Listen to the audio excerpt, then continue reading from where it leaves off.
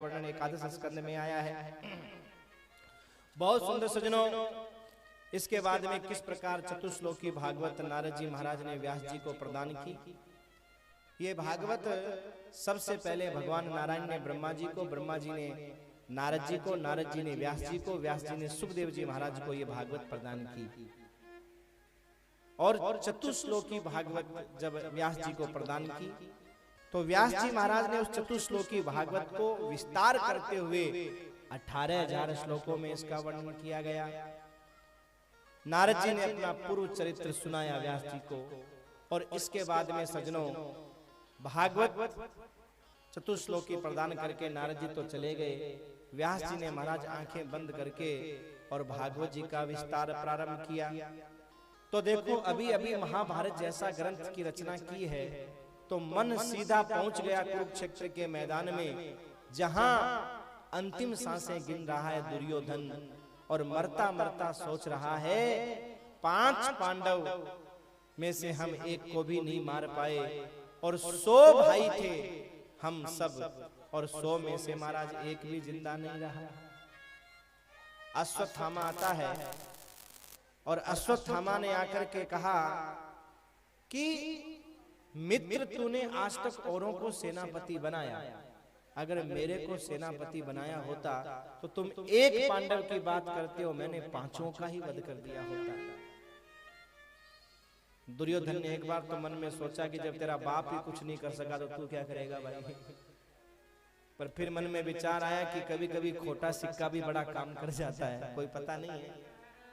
तो कहा मित्र अभी क्या बिगड़ा है, अभी तो मैं जिंदा हूं, अगर मेरे मरते मरते भी तूने ये काम कर दिया तो मैं शांति से मर सकूंगा। और महाराज सेनापति का पद दिया। अब देखो सेना है ही नहीं लेकिन पद का बड़ा अभिमान होता है। मन में सोचने लगा बल से तो मेरा बाप ही नहीं मार सका, मैं क्या मारूंगा, अब मुझे छल से मारना है।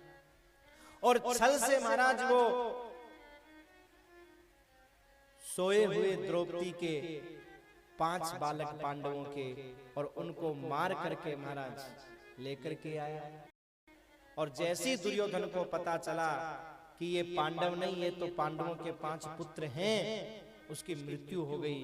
क्योंकि दुर्योधन को वरदान था कि तुझे सुख और दुख जब दोनों होंगे तो तेरी मृत्यु होगी। सुख तो इस बात का हुआ कि 5 पांडव मारे गए, और दुख इस बात का हुआ कि हमारे वंश में कोई दीपक जलाने वाला भी नहीं रहा। जब पता चला दुर्योधन कहता है अरे मेरी दुश्मनी तो 5 पांडवों से थी, न कि 5 पांडवों के पुत्रों से। हाँ? मेरी दुश्मनी तो 5 पांडवों से थी, 5 पांडवों के दुश्मनों से नहीं, पुत्रों से नहीं। सजनों पहले नियम था पिता की दुश्मनी पिता से, बेटे की दुश्मनी बेटे से। आज कोई नियम नहीं है। आज के मित्र से अच्छा पहले का शत्रु होता था, उसके भी कुछ नियम होते थे। दुर्योधन मन में सोचने लगा हम कौरव और पांडव भाई अलग अलग हैं लेकिन वंश तो एक ही था। और इस दुष्ट ने तो अश्वत्थामा ने तो महाराज पूरा वंश ही नाश कर दिया, पूरा वंश ही नाश कर दिया। क्या करें, उसकी मृत्यु हो गई। जब द्रौपदी अर्जुन आदि को पता चला तो द्रौपदी महाराज कुर्री पक्षी की भांति रोने लगी। भगवान उसको सांत्वना दे रहे हैं, रो मत द्रौपदी, द्रौपदी केशव, जिस माँ के 5 पुत्र जिनकी गर्दन का पता नहीं है, धड़ सामने पड़ी हुई है, वो माँ अपने आंसुओं को कैसे रोके? हाँ? आप बताओ कैसे रोके आंसुओं को? अर्जुन ने आगे बढ़कर के कहा द्रौपदी चिंता मत कर, जिसने तुम्हारे पुत्रों का वध किया है मैं उसको छोड़ने वाला नहीं हूं, चिंता मत कर महाराज, छोड़ूंगा नहीं। और सजनों भगवान को साथ में लेकर के गए, और भगवान को साथ में लेकर के गए, अश्वत्थामा को पकड़ करके लेकर के आए, द्रौपदी के चरणों में डाल दिया। द्रौपदी ये है तुम्हारे पुत्रों का हत्यारा, अब तुम चाहे तो छोड़ो, तुम चाहे तो इसे मारो। और महाराज जैसे ही सामने गुरुपुत्र को देखा, गुरुपुत्र को देखते ही महाराज कहने लगे, मुच्यता मुच्यता में से ब्राह्मणों नितरां गुरु।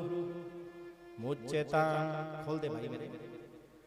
मुच्यता मुच्यता में से ब्राह्मणों नितरां गुरु। छोड़ दो छोड़ दो छोड़ दो। अरे ब्राह्मण तो सदा से ही महाराज, अब भाई कम तो कर उसको।